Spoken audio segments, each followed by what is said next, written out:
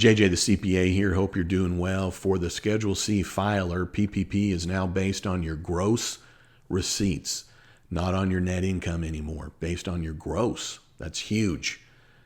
So the thing to note is that the maximum that you would qualify for, assuming you don't have any employees, is $20,833, which is the maximum that qualifies for this calculation is $100,000. So you take your gross receipts, no more than $100,000, divided by 12 times 2.5, and that's now the amount you qualify for PPP.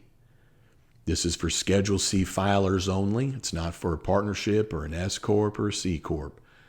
Those that file Schedule F, this has been the case out of the new act. And this is to now put the sole proprietor, Schedule C filer, in the same position as farmers and ranchers. So it's now based on your gross for the Schedule C filer. Has nothing to do with Schedule E. Doesn't change anything else as it relates to anything else. It's for those that file Schedule C. It's now based on the gross.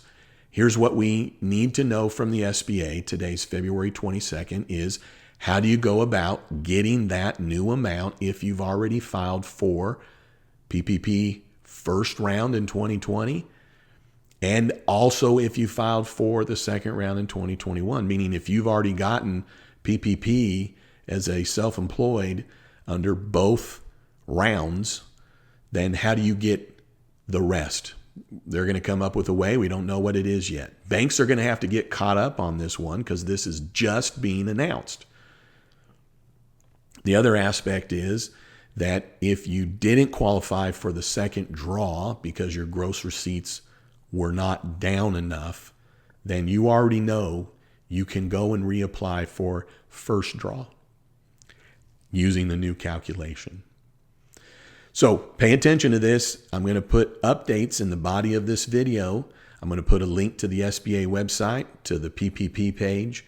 I've got a video where I talk about this in a little bit more length. I'll put a link to that. And then as more information comes out about this in terms of how to go about it, I'll make sure I get videos out on that.